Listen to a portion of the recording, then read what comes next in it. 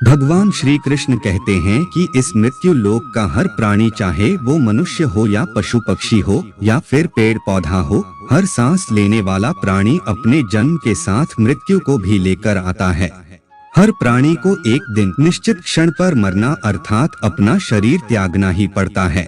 मनुष्य को चाहिए कि फल की इच्छा त्याग कर कर्म को अपना धर्म समझकर करे, क्योंकि जो भी मनुष्य फल प्राप्ति की इच्छा से कर्म करता है, उसका मन फल के बारे में सोचकर अपने कर्म और कर्तव्य से विचलित हो जाता है और उस इंसान को वो फल प्राप्त नहीं होता है जिसकी उसने इच्छा की हुई थी। मनुष्य सिर्फ कर्म कर सकता है, फल कदापि मनुष्य के अधीन नहीं है। जो लोग फल की इच्छा से ही कर्म करते हैं, वे लोग सुख दुख आदि के चक्र में फंस जाते हैं और उनके मन की शांति नष्ट हो जाती है। श्री कृष्ण जी कहते हैं कि मनुष्य अपने फल की इच्छा को त्याग कर कर्म को अपना धर्म समझकर करे तो उसको फल अवश्य मिल जाएगा, परंतु उस फल को वो विधान की इच्छा समझकर स्वीकार कर ले।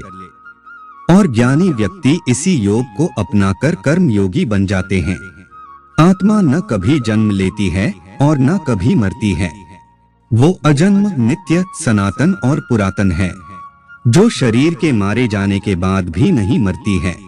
जो सचमुच ज्ञानी होते हैं वो ना उनका शोक करते हैं जो मर गए हैं और ना ही उनका शोक करते हैं जो अभी जिंदा है, क्योंकि वो जानते हैं कि जो मर गया है वो फिर से जन्म लेगा और जो अभी जीवित है वो अवश्य ही मर जाएगा।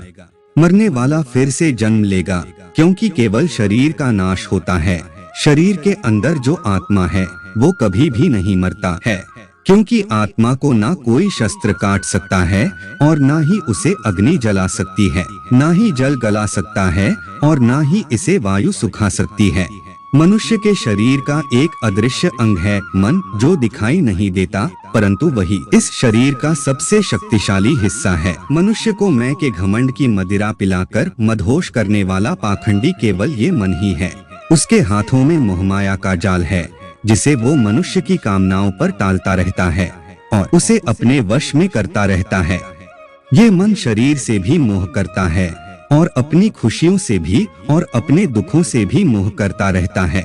खुशियों में खुशियों भरी गीत गाता है और दुख में दुख भरे गीत गुनगुनाता है।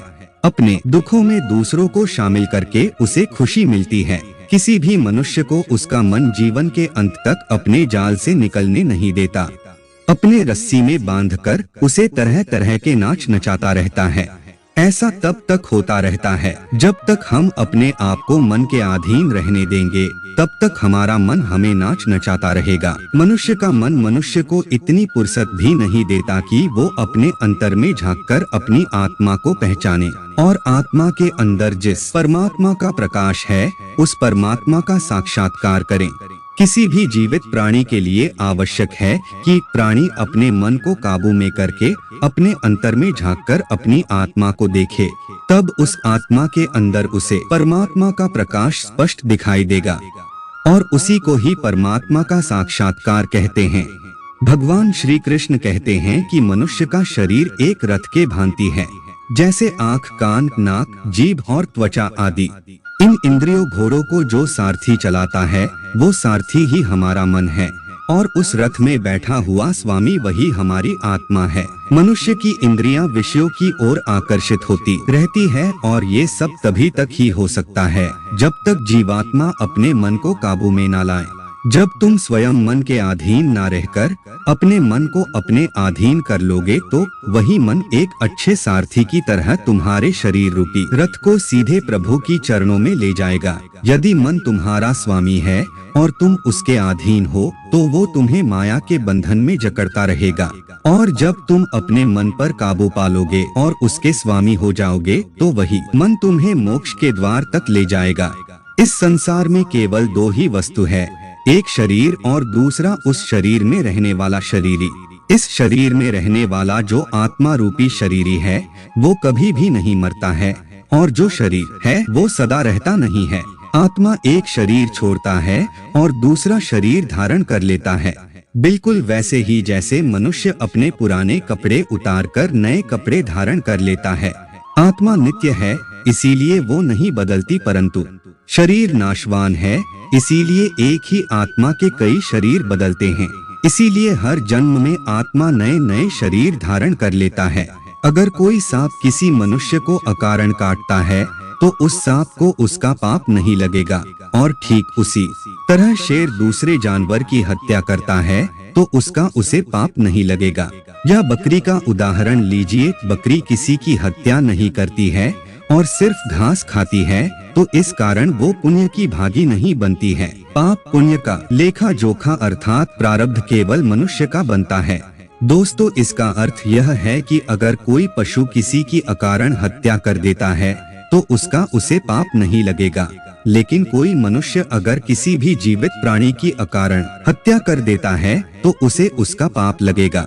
क्योंकि इस पृथ्वी लोक पर और समस्त प्राणियों में जो विवेकशील है, जो अच्छे और बुरे की पहचान रख सकता है, और वो मनुष्य को छोड़कर कोई और प्राणी ऐसा नहीं कर सकता। इसीलिए जब मनुष्य अपने पाप और पुण्य भोग लेता है तो उसे फिर से मनुष्य की योनि में भेज दिया जाता है। एक मनुष्य किसी कमजोर और बूढ़े व्यक्ति का धन लूटने के लिए उसकी हत्या कर देता है तो उस व्यक्ति को निश्चित ही उस कमजोर और बूढ़े व्यक्ति द्वारा किए गए कर्म का पाप लगता है। और यदि दुष्ट मनुष्य किसी स्त्री के साथ जबरदस्ती बलात्कार करने की कोशिश कर रहा है तो उस स्त्री की रक्षा करने के लिए अगर कोई व्यक्ति उस दुष्ट मनुष्य की हत्या कर देता है तो उसका उसे पाप नहीं लगता है, बल्कि पुण्य लगता है। दोस्तों, कर्म तो वही रहा, किसी की हत्या करना, परंतु उस कर्म के पीछे की भावना क्या है और मारने वाले की नियत क्या है, इसी के फर्क से ही एक ही कर्म किसी के लिए पाप हो सकता है और दूसरे के लिए पुण्य हो सकता है।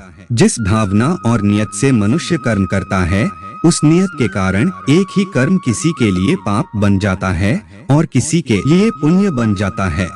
कर्म के इस ज्ञान के द्वारा ही मनुष्य को कर्म विकर्म और अकर्म की पहचान होती है। दोस्तों, इसका अर्थ यह है कि मनुष्य जब निष्काम भावना से कर्म करता है तो उस कर्म का फल उसे नहीं भोगना पड़ता है, इसीलिए वो अकर्म हो जाता है। कर्म उसे कहते हैं जिसे सकाम भाव से और फल की इच्छा से किया जाता है। उसका फल मनुष्य को उसके कर्म के अनुसार अवश्य मिलता है। दोस्तों, इसका अर्थ समझाते हुए भगवान श्री कृष्ण कहते हैं कि धर्म का जो विधान है, अगर उसे किसी दूसरे ने बनाया हो तो वो तुम्हारा धर्म नहीं हो सकता है। तुम्हारा धर्म वही है जिसे तुमने स्वयं बनाया हो, जिसे तुम्हारी आत्मा ने स्वीकार किया हो।